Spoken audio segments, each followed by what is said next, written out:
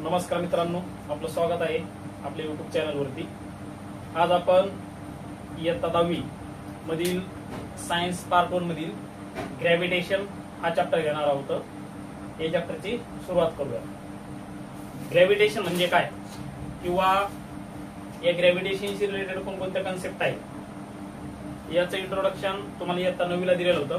तसंच इयत्ता 10वीला पण या कन्सेप्ट वरती पूर्ण चॅप्टर दिलेलं आहे ग्रॅव्हिटेशन। आता याच्याविषयी बोलत असताना ग्रॅव्हिटेशनचा शोध नेमका लावलाय कोणी, तर ग्रॅव्हिटेशनचा शोध लावलेला होता सर आयझॅक न्यूटन यांनी।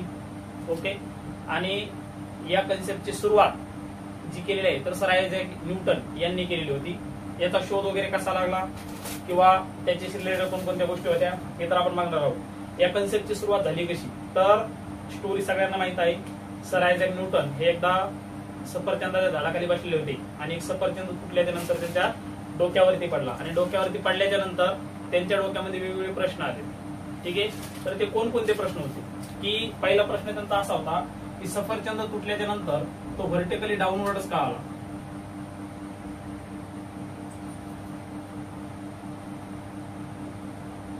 व्हर्टिकली डाऊनवर्ड का आला, तुटल्याच्या नंतर तो व्हर्टिकली डाऊनवर्ड का पडला।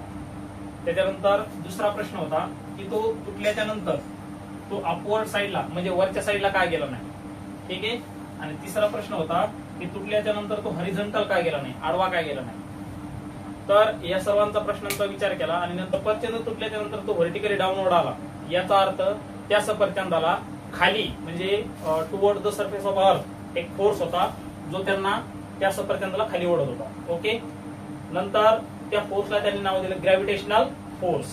ओके, एखादी वस्तू वरती फेकल्याच्या नंतर ती व्हर्टिकली डाऊनवर्ड काय येते किंवा सफरचंद तुटल्याच्या नंतर तो व्हर्टिकली डाऊनवर्ड काय येतो, त्याचं रिझन आहे की त्या वस्तूला एक फोर्स व्हर्टिकली डाऊनवर्ड ओढत असतो आणि त्या फोर्सचं डायरेक्शन असतं toward the surface of the earth किंवा toward the centre of the earth. Okay, आता या कन्सेप्टची सुरुवात करत असताना त्यांनी सुरुवातीला आपल्याला सांगितलं की ग्रॅव्हिटेशनल फोर्स म्हणजे काय, त्याचं जनरली डायरेक्शन पुढे असतं व्हर्टिकली डाऊनवर्ड। त्याच्यानंतर अजून त्यांनी सांगितलेलं आहे की नेमका हा फोर्स कुठं प्रेझेंट आहे किंवा याची रेंज किती आहे। आता फोर्स वेगवेगळ्या प्रकारचे असतात, मॅग्नेटिक फोर्स असतात, न्यूक्लिअर फोर्स असतो, इलेक्ट्रोमॅग्नेटिक फोर्स असतो। त्याच्यानंतर हा एक आहे ग्रॅव्हिटेशनल फोर्स, फ्रिक्शनल फोर्स असतो। There are so many types of forces present here. Gravitational force कशा कशामध्ये प्रेझेंट आहे, तर ग्रॅव्हिटेशनल फोर्स प्रेझेंट आहे दोन ऑब्जेक्ट, अर्थवरील कोणत्याही दोन वस्तू घ्या तर त्या दोन वस्तूमध्ये ग्रॅव्हिटेशनल फोर्स प्रेझेंट असतो। असंच नाही तर युनिव्हर्स मधील कोणत्याही दोन वस्तू घ्या, कोणत्याही दोन ऑब्जेक्ट घ्या तर त्या दोन ऑब्जेक्ट मध्ये ग्रॅव्हिटेशनल फोर्स प्रेझेंट असतो। एक्झाम्पल,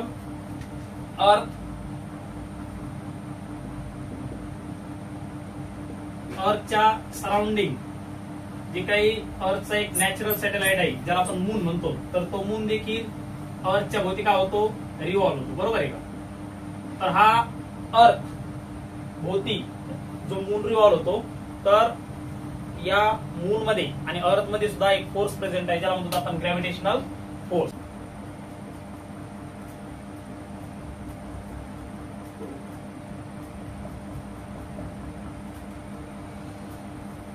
ऍपल ट्री आहे।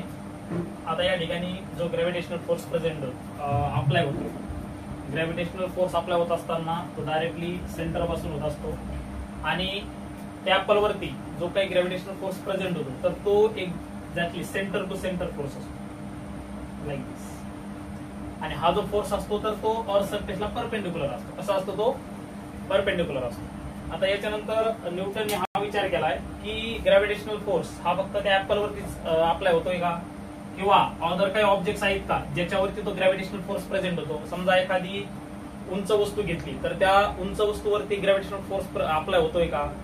त्याच्यानंतर आपण जर जे काही अर्थचं ऍटमॉस्फिअर आहे त्या अर्थच्या ऍटमॉस्फिअरच्या जर बाहेर गेलो तर अर्थच्या ऍटमॉस्फिअरच्या बाहेर गेल्याच्या नंतर त्या ठिकाणी मून आहे तर मूनवरती हा ग्रॅव्हिटेशनल फोर्स अप्लाय होतोय का, याचा त्याने विचार केलाय।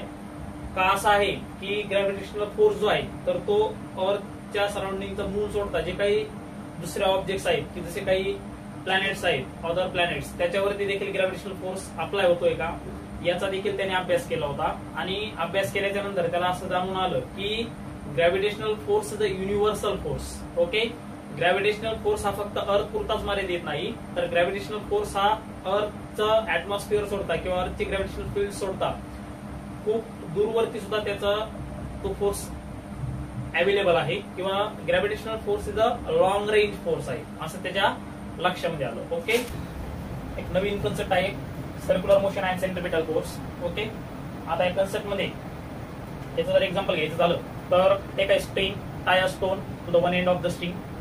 एक दोरी घ्यायची आणि त्या दोरीच्या एका टोकाला एक दगड बांधायचा. ठीक आहे, आणि बांधल्याच्या नंतर त्या स्ट्रिंगचा वन एंड आपल्या हातामध्ये घ्यायचा आणि असं त्याला गोल फिरवायचं. फिरवल्याच्या नंतर त्या ठिकाणी तो जो स्टोन आहे तर तो स्टोन फिरत असताना एका सर्क्युलर पाथने फिरेल. ठीक आहे, काढत असताना तो सर्क्युलर आलेला नाही, इमेजिन करा लाईक दिस. आलं लक्षामध्ये?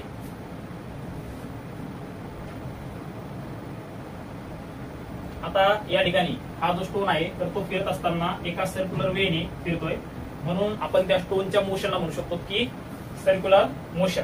ओके, आता तो दगड ज्यावेळेस एखाद्या सर्क्युलर मोशन मध्ये फिरतोय तर त्या स्टोनला, त्या दगडाला सर्क्युलर मोशन मध्ये फिरण्यासाठी एक फोर्स गरजेचा आहे. ओके, आणि तो फोर्स आहे या ठिकाणी सेंट्रिपिटल फोर्स.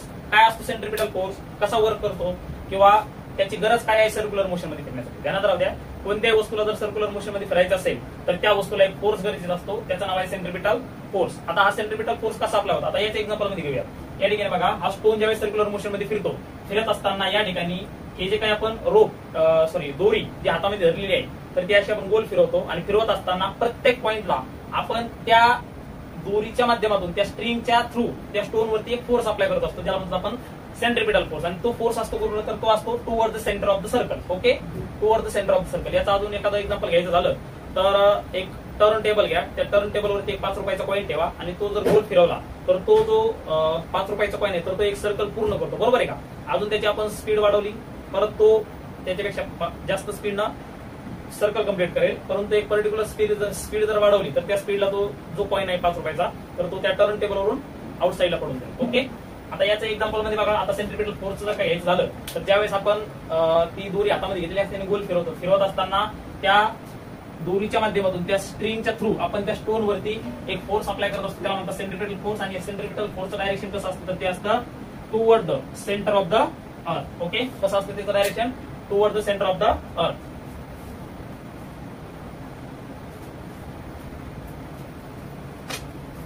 याचा अजून मोठा एक्झाम्पल घेऊया.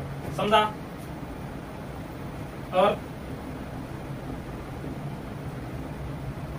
अर्थच्या भोवती मून,